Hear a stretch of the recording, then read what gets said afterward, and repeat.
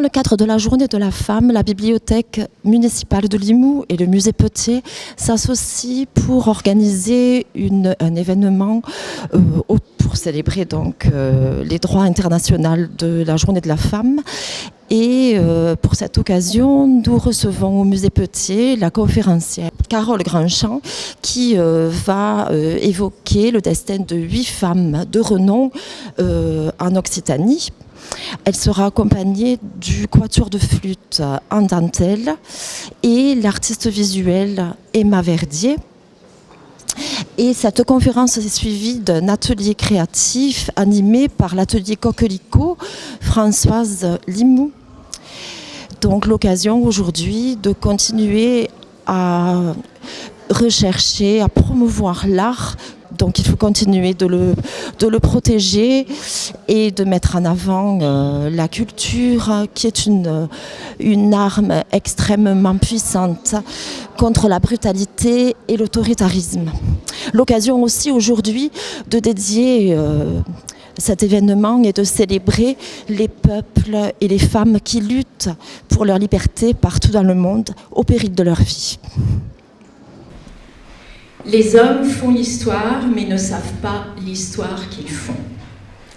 Ce constat de Marx vaut aussi pour les femmes qui nous réunissent aujourd'hui. La plupart, sans le savoir, sans même le vouloir, ont contribué à l'émancipation de l'ensemble des femmes et par là à l'évolution du rapport homme-femme dans la société. À l'issue de cette conférence, que vous soyez un homme ou une femme, selon vos centres d'intérêt, votre sensibilité, vous pourrez vous inscrire dans la lignée de l'une ou l'autre de ces femmes d'exception.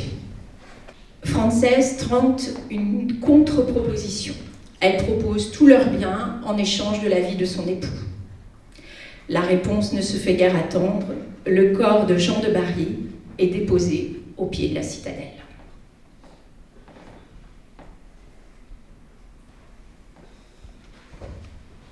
Ces soldats veulent alors se venger en s'en prenant à un otage, membre des ligueurs.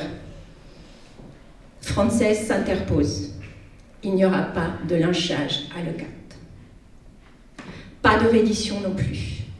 La cité sauvée, avec l'aval d'Henri IV, Française continue à en assurer la gouvernance. Une femme, gouverneure d'une place forte militaire, c'est du jamais vu. Un jamais vu qui se prolonge jusqu'à la nomination de son fils, le petit Hercule, qui a grandi.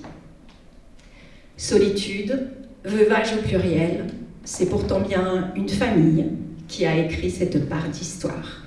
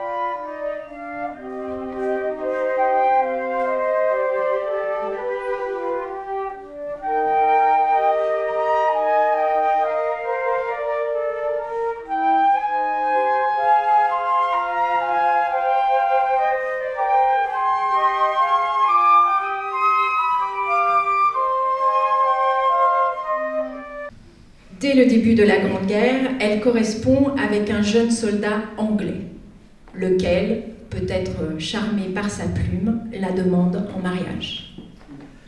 La famille de Jeanne s'y refuse. Rêvant d'aventure, avec sa meilleure amie Maria, elle part en Algérie, où elle reste institutrice pendant 4 ans.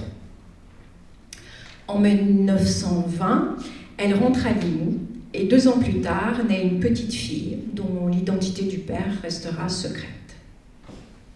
Son père, à elle, a refondé une famille à Narbonne, où elle part le rejoindre. Son amie Maria lui rend régulièrement visite et, toujours en quête d'aventure, les deux amies décident de partir pour un petit séjour parisien.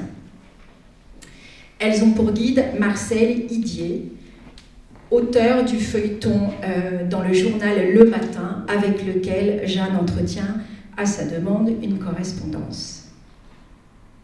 Après ce séjour exaltant dans le Paris d'après-guerre, les échanges se poursuivent et Marcel ne tarde pas à venir à Narbonne demander la main de Jeanne. Son père n'est pas vraiment enchanté par cet écrivaillon au métier de bohème, mais l'enthousiasme de Jeanne l'emporte. Installée à Paris, où elle est censée seconder son mari dans l'écriture, Jeanne s'aperçoit rapidement qu'elle écrit et que Marcel appose sa signature, profitant purement et simplement de son travail. La place est là, avec ses platanes, ses durs cailloux pointus, son bassin aux nymphes de pierre qui s'ébattent sur une eau verdissante, en soufflant sans cesse. Depuis des siècles, des jets irisés comme des joyaux. Des arcades en font le tour, ombreuses, fraîches, tapissées de boutiques mystérieuses et bordées, au-delà des piliers, par des étals, des marchands forains qui y déploient leurs tentes bigarrées, rouges, ocre, vermeilles, comme des voiles de navire. Ainsi, la place, les jours de marché, ressemble à un port, grouillant, bruyant, coloré, traversé d'une foule curieuse, qui monte et descend, d'arceau en arceau, dans un mouvement régulier de marée.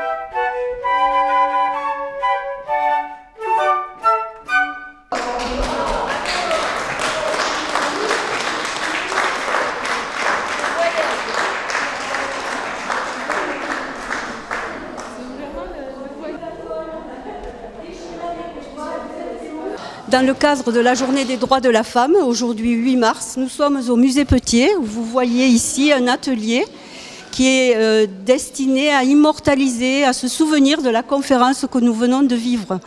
En effet, 8 femmes ont été exposées, expliquées par la musique, par les textes, par la voix de Carole. Et ces femmes-là, eh bien, nous allons essayer de mettre à plat tout ce que ça nous a inspiré. Donc vous voyez ici des enfants, des adultes, des dames, des messieurs qui par le biais du collage vont vraiment immortaliser cette journée. C'est un atelier de loisirs créatifs organisé par le musée Petier et la bibliothèque de Limoux. Voilà.